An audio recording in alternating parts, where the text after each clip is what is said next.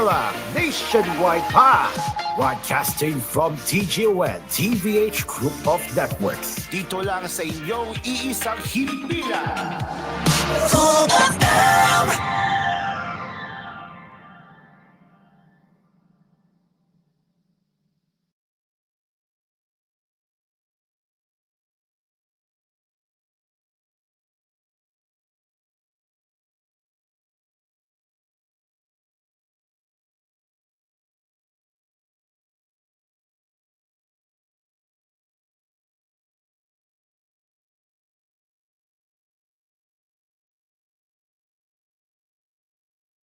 You are listening to Cliff live from Cool Studios.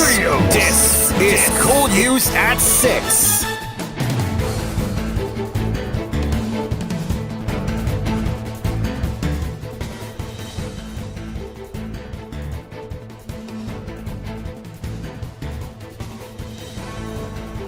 All right.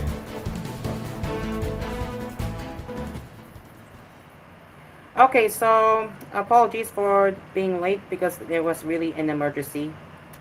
But yeah.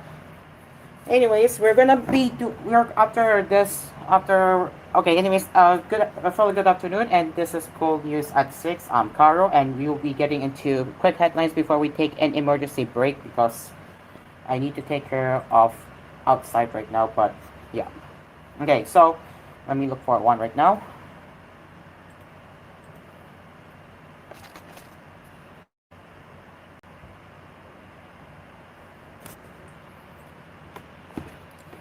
The Presidential Anti-Organized Crime Commission, PAOCC, has confirmed the existence of dismissed Pampang recognizing in compliance with the order of President Marcos, he said. Romeo Aldez said he and his colleagues in the House are aware of the sacrifices of soldiers and their families for the country, thus they want to reciprocate this by bringing comfort to your lives. The House has already passed on the third and final reading a measure that institutionalizes a sustainable pension system for veterans and military retirees, while measures to provide quality healthcare and legal assistance for military personnel in the lawful performance of their duties are also being pushed. He said the House likewise remains committed to supporting the AFP modernization program to improve the nation's overall defense posture. We are also exploring resources to further strengthen archipelagic defense and international alliance in the face of modern-day security challenges, he said. At the same time, Romeo Aldez committed funding for areas that have been declared communist insurgency-free. He urged local officials, from governors to barangay captains, to help the national government in sustaining peace and preventing the resurgence of armed groups. He also acknowledged the soldiers' hard work and sacrifices for the defense of our national sovereignty. In these occasions, we and all fellow Filipinos are able to extend our heartfelt gratitude to you and for all your sacrifices, the sacrifices you make to defend and ensure national security and sovereignty, Romeo Aldez said.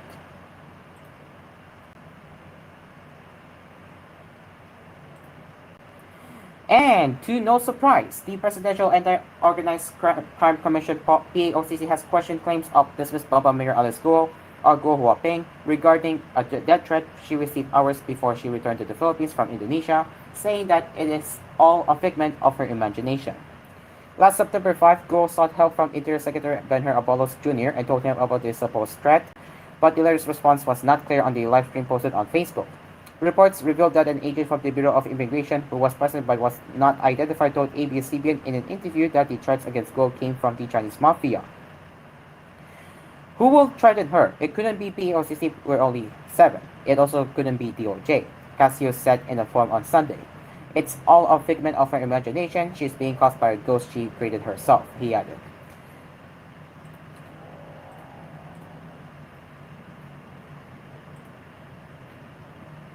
And finally, an inspection of a warehouse in Paranaque City has yielded around 85 million pesos worth of smuggled frozen agriculture and beverage products, the Bureau of Customs reported on Sunday.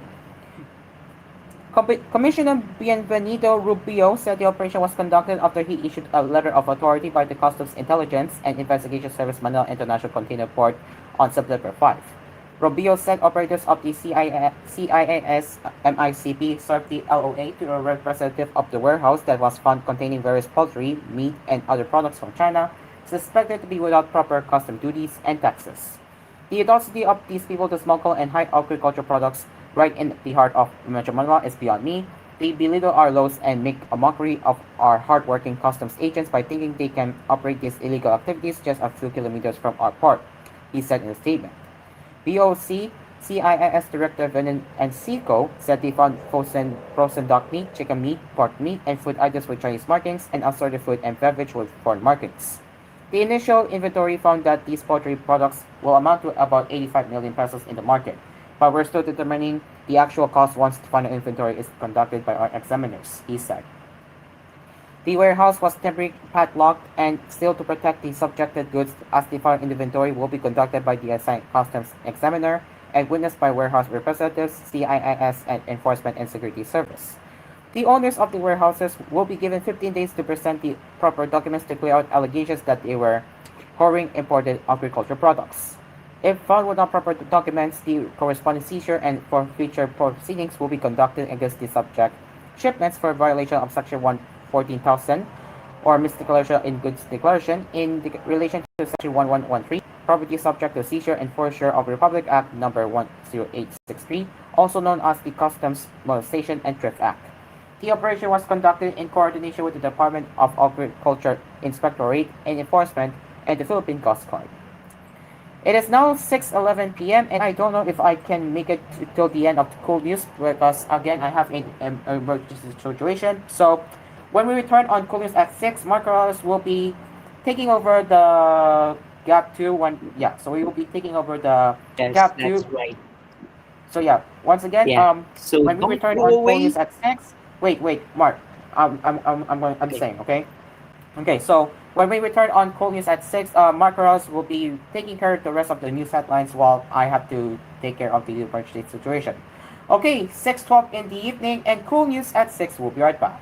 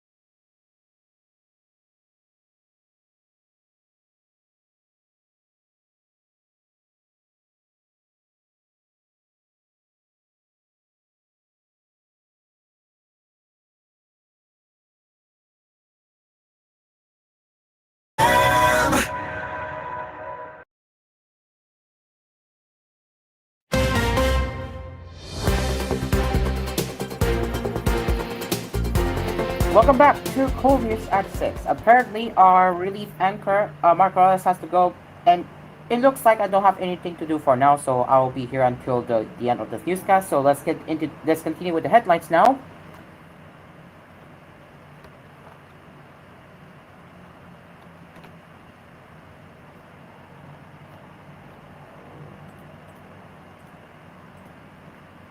Wesley Guo, sibling of dismissed Bambang Mayor Alice Guo, is not yet charged of any criminal complaints, the Presidential Anti-Organized Crime Commission clarified on Sunday.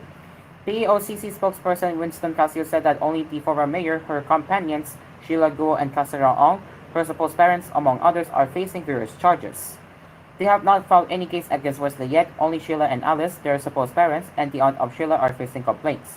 But Wesley has no case, Casio disclosed in a press conference. Last September 5, attorney Stephen David, the group's legal counsel, revealed Wesley's intention to surrender to authorities. David, however, refused to disclose additional details, citing client and lawyer privileges. David added that Wesley no longer sees the essence of hiding, adding that he told his client that there's no need to hide. Pressed to elaborate if he is coordinating Wesley's surrender, David said it is being processed. Based on reports, Wesley was identified as Casera Ong's boyfriend. Ong is an incorporator of Whirlwind Corporation, which leased land to Lucky Star 99, a Philippine offshore gaming operator that was raided in Pampanga last June. Earlier, the National Bureau of Investigation revealed that Chinese national Guo Xiang Dian and Wesley are the same person. He arrived in the country in 1999. Although there were no existing criminal charges against him, Wesley has an outstanding arrest order from the upper chamber for refusing to appear, despite due notice before the Committee on Women's hearing on July 10. Guo, along with others, is facing a qualified human trafficking complaint filed by the Philippine National Police Criminal Investigation and Detection Group and the PAOCC before the Department of Justice last June 21.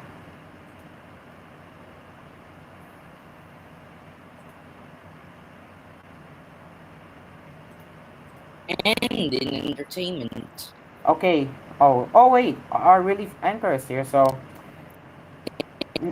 in entertainment, Roro Madrid okay, shares snaps unfortunately, from our South fellow relief Korea. anchor, Mark Morales, is experiencing some mic technical difficulties.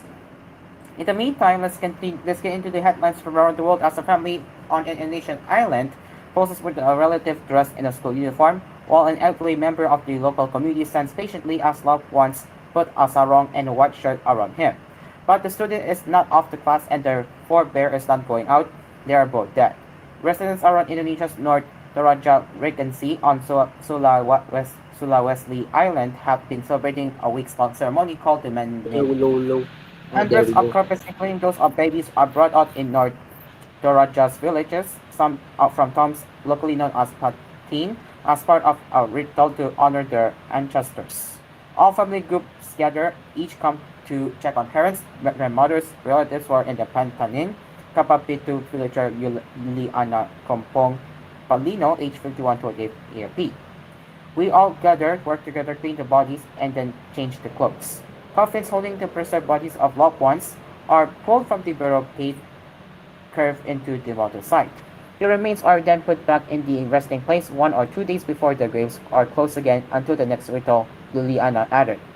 A few of the bodies remain relatively intact because of the modification process, while others have deteriorated to skeletal remains. Okay, Mark, is your mic okay? Yes. Okay, Yes. I can still hear some glitching, but it seems normal. All right. Okay. All right. So Okay. the show, anyways, Mark Morales. The show will end at 6:30 usual time. But yeah, okay. I will be back. Okay. So next showbiz.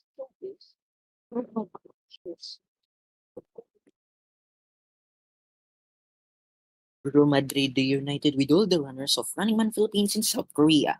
On Instagram, the primetime action hero shared a carousel of photos of him in Seoul during one of the shoots of the beloved variety show. Among the photos were a .5 selfie with Buboy Villar and Cocoy de Santos, and an adorable snap of him with all the runners. When in Korea, kumpleto na kami, Roro wrote.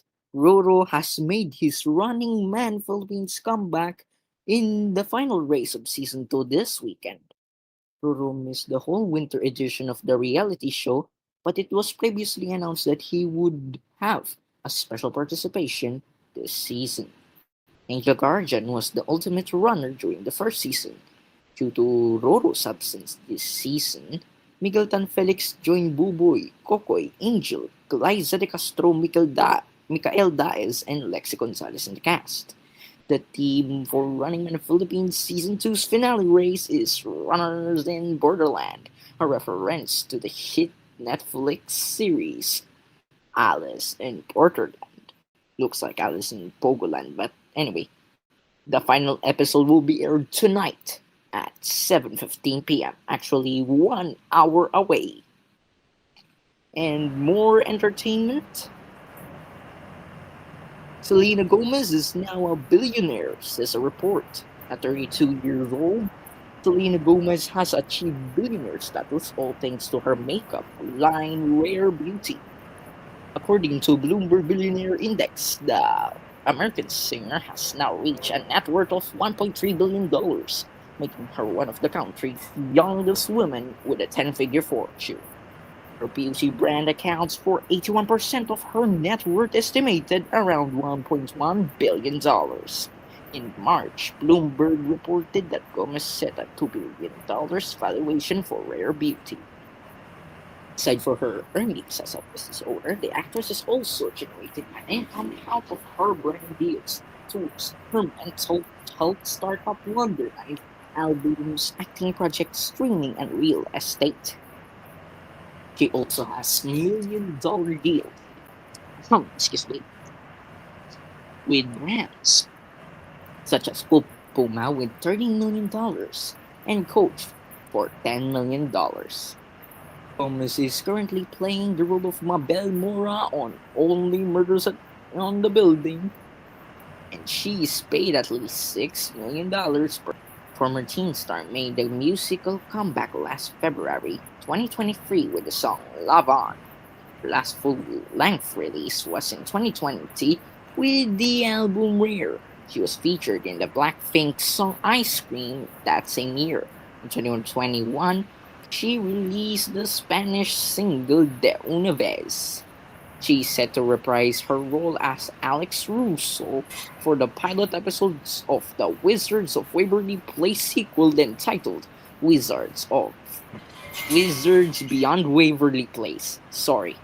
And that's 27. That is it for koolNews Prime Time. Wait. Too early. We'll get into additional entertainment headlines. So thank you, Macarales, for your headlines. Now let's get into a little bit more before we wrap it up. So, yes, here's another one. Part of the preparations in joining a pageant is to review past competitions and learn from the previous title holders. But Atisa Manalo does not have this privilege as she embarks on her Miss Cosmo 2024 journey because the international contest is just holding its first edition this year. At her send-off press